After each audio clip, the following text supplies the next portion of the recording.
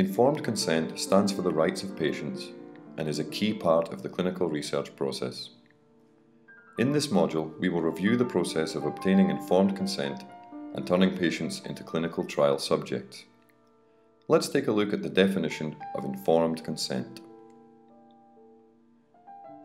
Informed consent is the process through which researchers provide the necessary information to potential participants so that a knowledgeable decision can be made about whether the individuals wish to take part in a research study.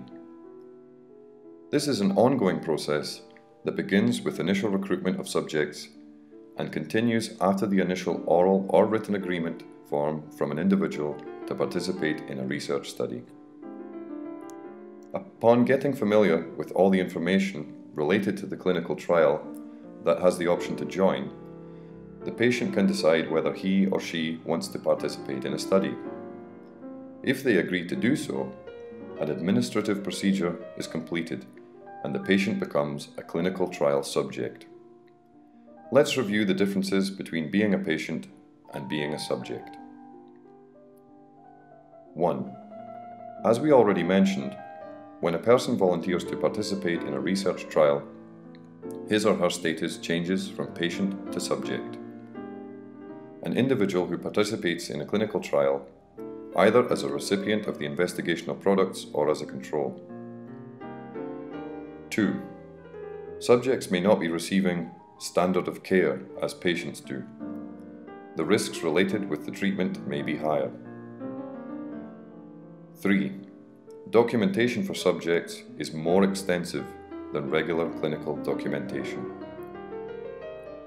4. The subject is the ultimate decision maker and must have complete information to assure his participation remains voluntary. So, as we discussed, obtaining informed consent is the necessary first step towards participating in a clinical trial. But what are the different stages of the process of obtaining informed consent? As part of the informed consent process, the consent form is designed to provide information to potential subjects about a research study so they can make an informed decision about their participation. The use of a form to document the consent process is required unless specifically waived by the IRB. One of the most common reasons for delay in IRB approval is an incomplete, inaccurate, and/or unclear consent form document. Step 1 of the process is introduction. Step 2, explanation. Step 3, comprehension. Step 4, question and answer session. And step 5, obtaining consent.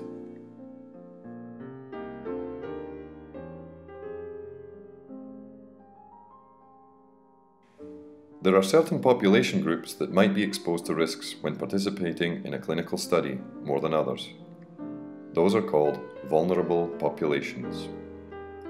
Minors or special adult populations who are being recruited as research subjects may be compromised in their ability to provide truly informed and voluntary consent. Therefore, those groups require special safeguards to ensure that their rights are protected in the informed consent process.